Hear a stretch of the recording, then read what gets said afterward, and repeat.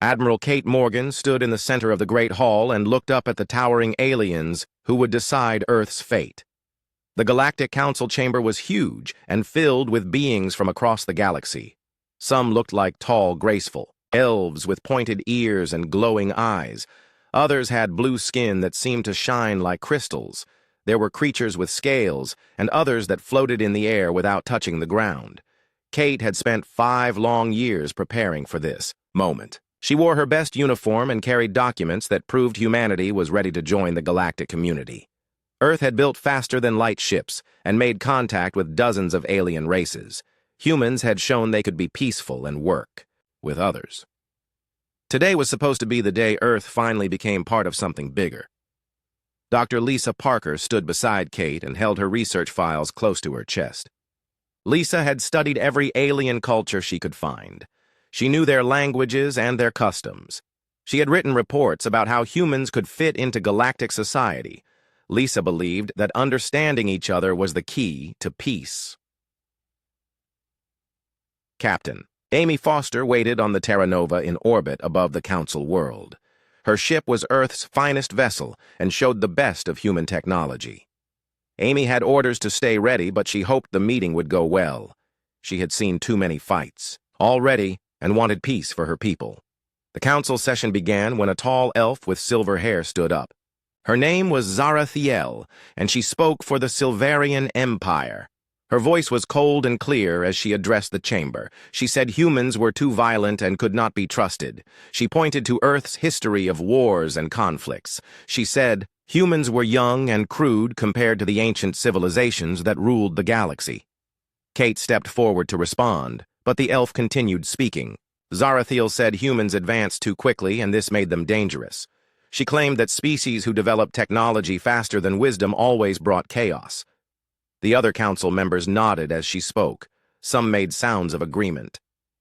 Blue-skinned woman named Veltara from the Nexari Collective watched the proceedings with careful eyes. She had studied the human application and found it impressive. Humans had achieved in centuries what took other species thousands of years, but she stayed quiet as the debate continued around her. More speakers stood up to voice their concerns about humanity. A reptilian creature said humans were too unpredictable. A floating being claimed humans lacked spiritual development. One after another, they listed reasons why Earth should be rejected. Kate felt her heart sinking as she realized how the vote would go. Lisa tried to present her cultural research, but few council members seemed interested. She explained how humans had learned from their mistakes and were working toward peace. She showed examples of human art and philosophy that proved they were more than just warriors. But the council had already made up their minds. The voting began, and Kate watched as species after species voted against Earth's membership. The reasons given were always the same. Humans were too violent, too young, too dangerous. The council feared that adding humans would upset the careful balance they had maintained for thousands of years. Amy received the news on her ship and felt anger building inside her. She had fought pirates and protected trade routes to prove that humans could be trusted.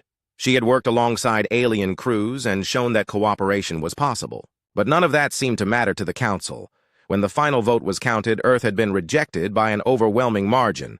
Only a few species had abstained, including Veltara's people. No one had voted in favor of human membership. Kate felt the weight of failure pressing down on her shoulders, but the rejection was only the beginning of Earth's problems. The council then announced new restrictions on human activity.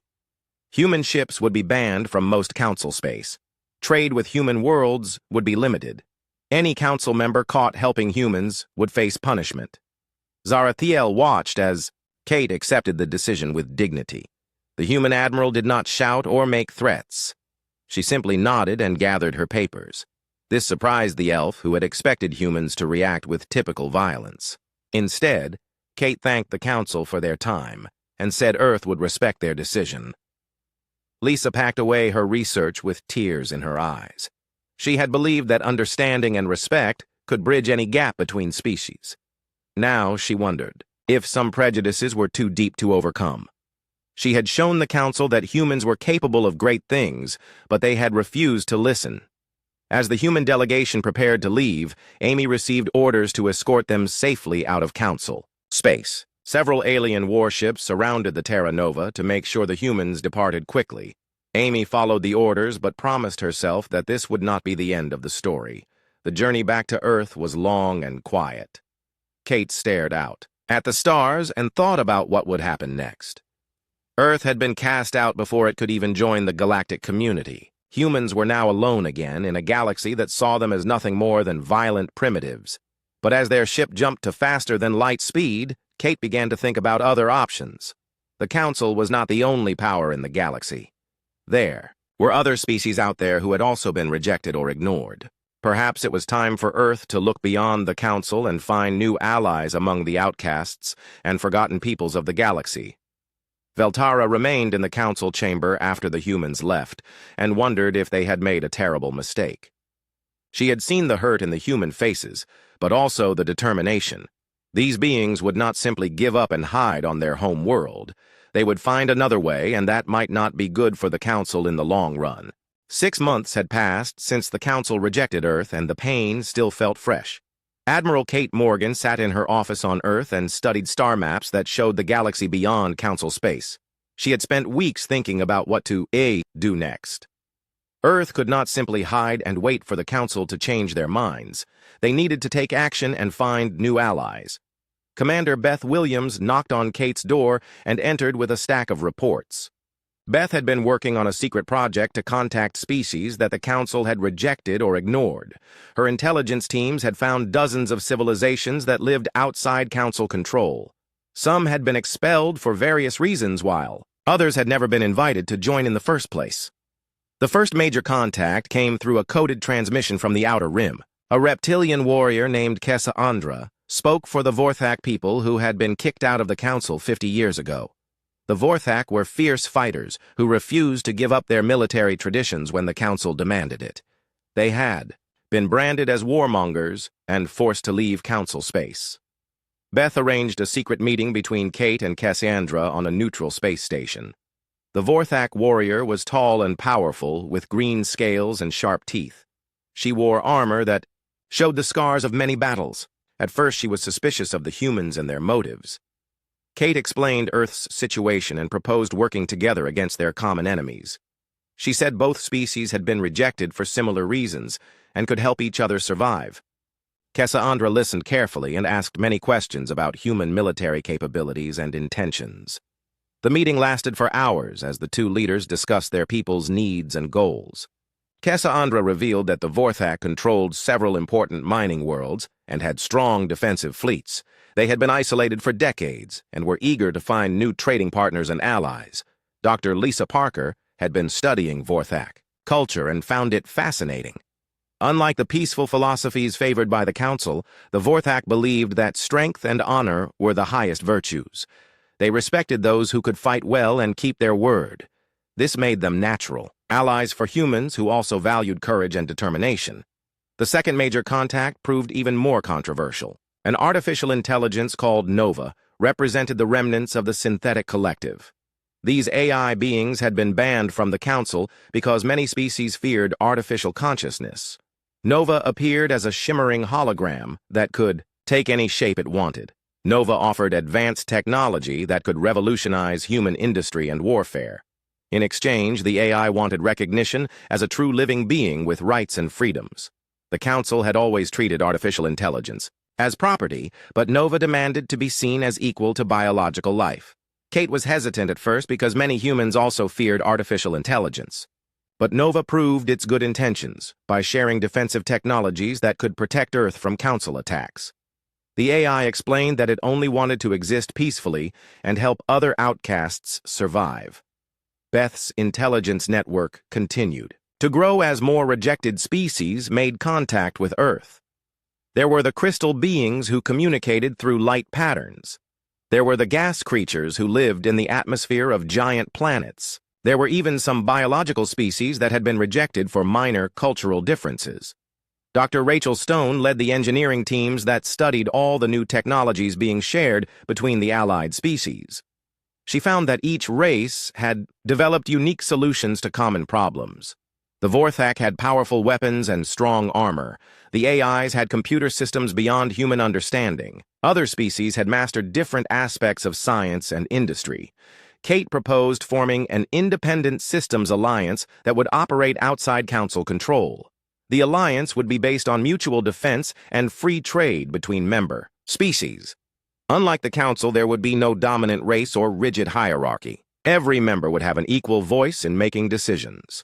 The proposal was sent to all the species that Earth had contacted, and the response was overwhelmingly positive. Dozens of civilizations agreed to join the new alliance. They were tired of being ignored or oppressed by the council and wanted a chance to determine their own destiny. Zarathiel had been assigned to monitor human activities and report back to the council.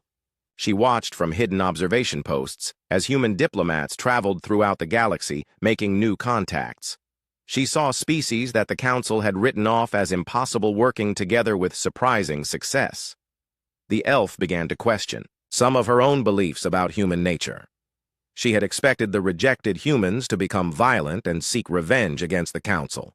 Instead, they were building something new and positive. They were offering friendship and cooperation to species that everyone else had given up on. Veltara also watched the growing alliance with interest. Her people, the Nexari, had always been uncomfortable with some of the council's more harsh decisions. She began to wonder if the humans might have a better approach to galactic governance than the ancient traditions that the council followed. The alliance's first major success came when they negotiated a trade agreement that connected 12 different star systems. Goods and resources began flowing between the allied worlds, and everyone benefited from the increased commerce. The Vorthak provided rare metals while the AIs offered advanced manufacturing techniques. Kate realized that they were creating something that had never existed before in the galaxy. The council ruled through fear and tradition, but the alliance was based on voluntary cooperation and mutual benefit. Species joined because they wanted to, not because they were forced to. As the alliance grew stronger, the council began to take notice. Some members worried that the humans were building a rival power that could challenge council authority. Others dismissed the alliance as a temporary arrangement that would fall apart when the different species started fighting each other. But the alliance continued to grow and prosper. New members joined every month, and existing members became more closely integrated. They shared technology and knowledge freely. They helped each other defend against pirates and other threats. They proved that cooperation was stronger than domination. Lisa continued her cultural studies and made an important discovery. She found evidence that the council had systematically excluded certain species through bureaucratic manipulation. Qualified civilizations had been rejected for minor reasons, while less advanced species with the right connections had been accepted. This revelation showed that the council's decision-making process was corrupt and unfair. It explained why so many capable species had been left out of galactic civilization. Kate realized that they were not just building an alternative to the council, but exposing the flaws in the existing system. The alliance was growing into something much bigger than anyone had imagined. What started as a group of rejects was becoming a new model for how different species could work together. The council's rejection had forced Earth to find a better way, and now that way was spreading throughout the galaxy. The council chamber buzzed with angry voices as reports came in about the growing Independent Systems Alliance. What had started as a small group of rejected species was now a major power with dozens of member worlds. Trade routes that had belonged to the council for centuries were now controlled by the alliance. Entire sectors of space had declared independence from council authority. General Claire Davis stood before a wall of tactical displays in Earth's military headquarters. The screens showed Alliance fleet positions throughout the galaxy. Human ships worked alongside Vorthak destroyers and AI-controlled vessels in joint patrols. The Alliance had grown strong enough to defend itself, but Claire knew the Council would not accept this challenge to their power. The first attack came without warning on a quiet Tuesday morning. A Council enforcement fleet led by Elegant Elvin. Warships dropped out of hyperspace around the Vorthak homeworld. The Council ships broadcast a demand for immediate surrender and dissolution of the Alliance. When the Vorthak refused to comply, the Council fleet opened fire. But the Council had badly underestimated their opponents. The Alliance fleet that responded to the attack was unlike anything they had faced before. Human tactical doctrine emphasized speed and flexibility, while Vorthak ships provided overwhelming firepower. AI coordination systems allowed the different species to work together with perfect timing. Captain Susan Miller commanded the Unity, which was the first true Alliance vessel with a crew of multiple species working as one team. She watched as her tactical officer, who was a Vorthak warrior, called out enemy positions while her AI navigator plotted attack routes that no biological mind could calculate so quickly. The battle was over in less than 6 hours. The Council fleet had expected to face primitive rebels, but instead met professional military forces using advanced tactics. Half of the Council ships were destroyed while the others retreated in disorder. The Alliance had won its first major victory, but everyone knew this was just the beginning. Zarathiel received the battle reports in her elegant quarters on the Council homeworld. She read through the tactical analysis with growing alarm. The humans had not just defeated Council forces, they had done it with minimal losses to their own side. Their military doctrine was far more advanced than anyone had realized. The Council leadership met in emergency session to discuss their response.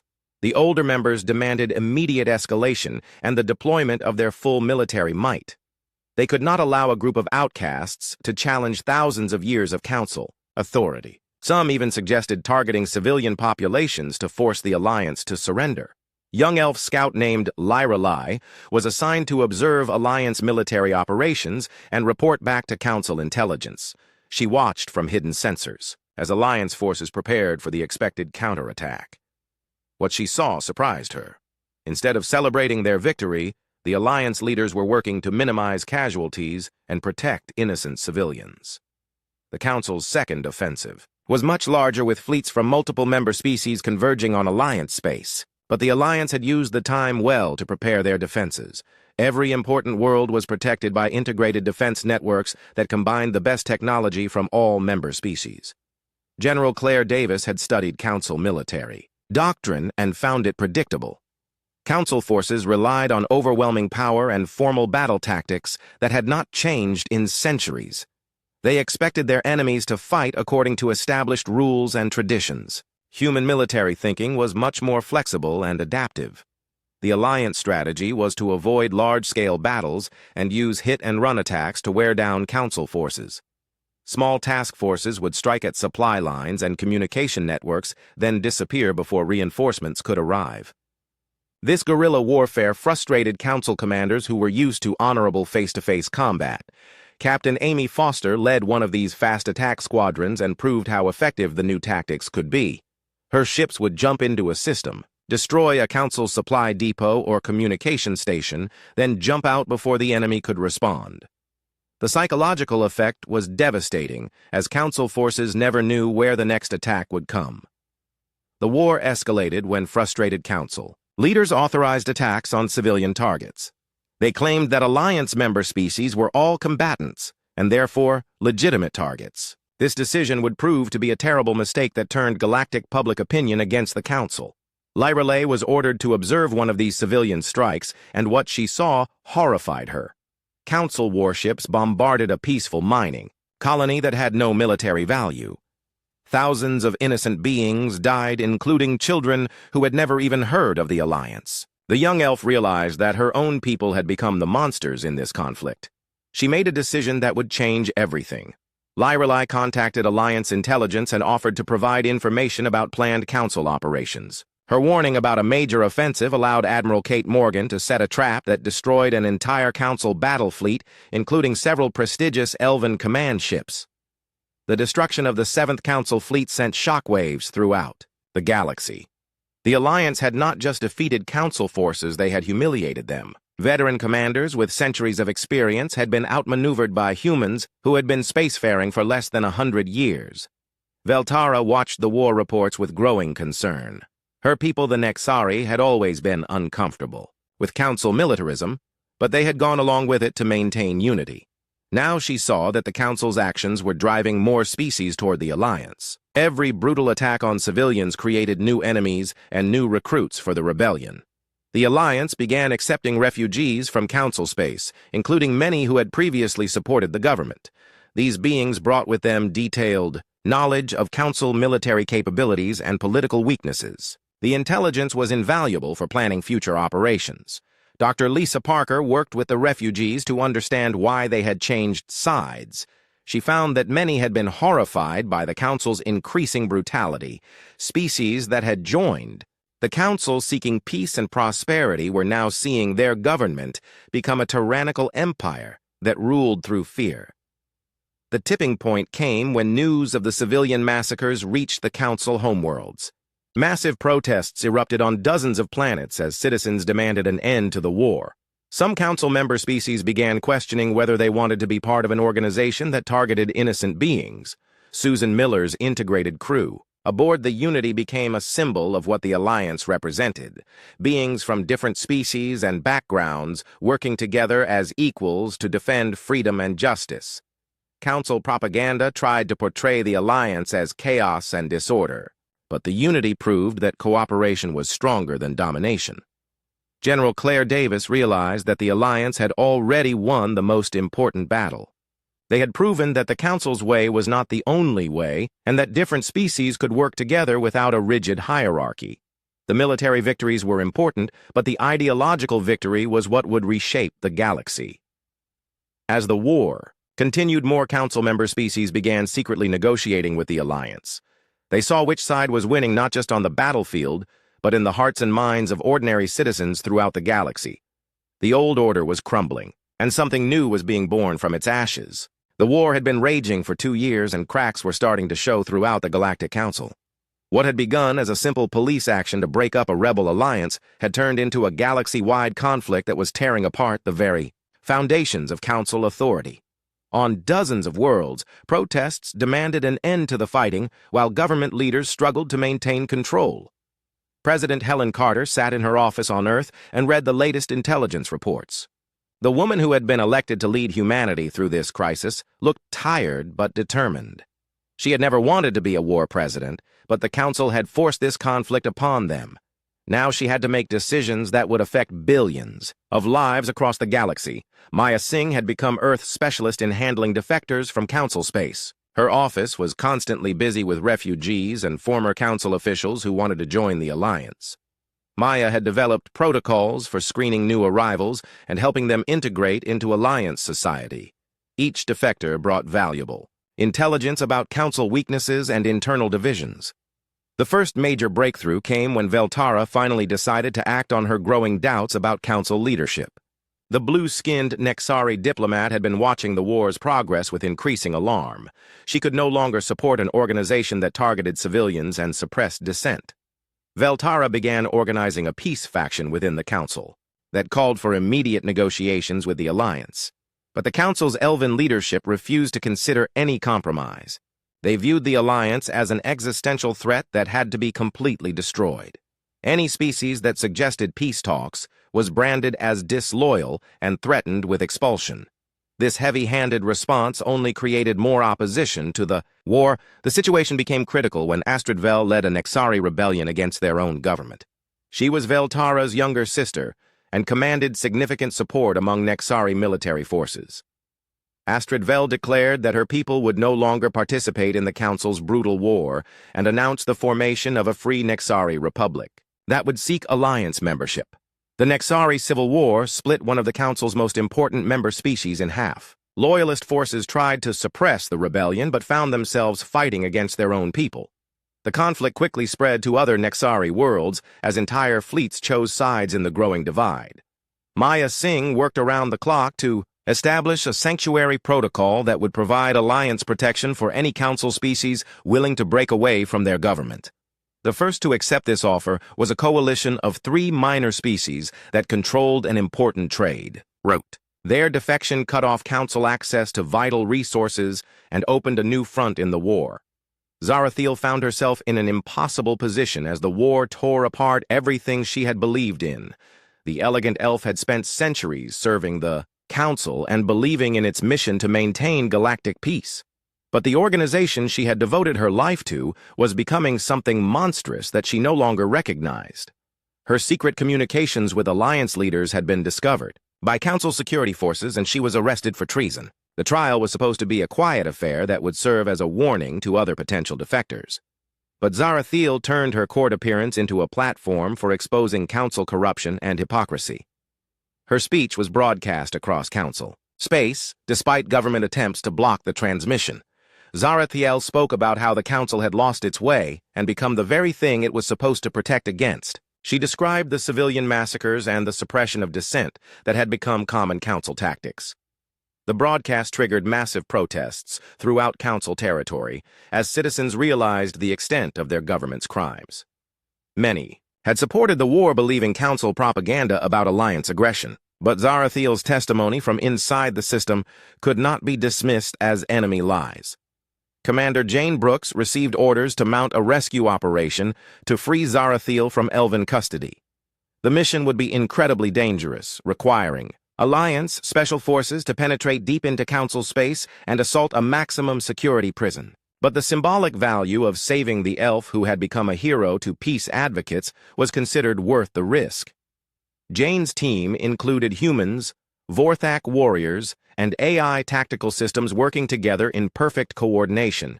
They used a combination of stealth technology and brute force to reach the prison facility. The raid succeeded, but it demonstrated Alliance military capabilities that shocked even Council hardliners. The rescue made headlines across the galaxy and further damaged Council credibility. If a small Alliance team could strike at the heart of Elven space, then nowhere in Council territory was truly safe. Fear began to replace confidence in government circles as leaders realized they were losing control of the situation. President Helen Carter made a historic announcement that Earth would no longer recognize Council authority over any territory. She declared the formation of a free galactic coalition that would be open to all species seeking self-determination and democratic governance. The coalition would operate according to principles of equality and voluntary membership. The announcement was coordinated with similar declarations from dozens of Alliance member species. Within hours of Carter's speech, half the galaxy had effectively declared independence from Council rule. The old order that had existed for thousands of years was collapsing in a matter of days. Veltara led her peace faction in a vote of no confidence against the Council leadership. When the vote failed, she announced that the Nexari people were withdrawing from the Council entirely. Several other species followed her example as the organization that had once ruled the galaxy began to fall apart. Lisa Parker had been documenting the collapse of Council authority and the rise of democratic movements throughout the galaxy. Her research showed that the Alliance had succeeded in doing something that many had thought impossible. They had proven that different species could govern themselves without needing an ancient elite to make decisions for them. The war was effectively over, even though fighting continued in some sectors. The Council had been reduced to a handful of core systems, while the Coalition controlled most of inhabited space. More importantly, the ideological battle had been won decisively. The Alliance had shown that cooperation was stronger than domination, and that freedom was more powerful than fear. Zarathiel, now calling herself Mira Thes to mark her transformation, began working with human diplomats to establish reconciliation programs.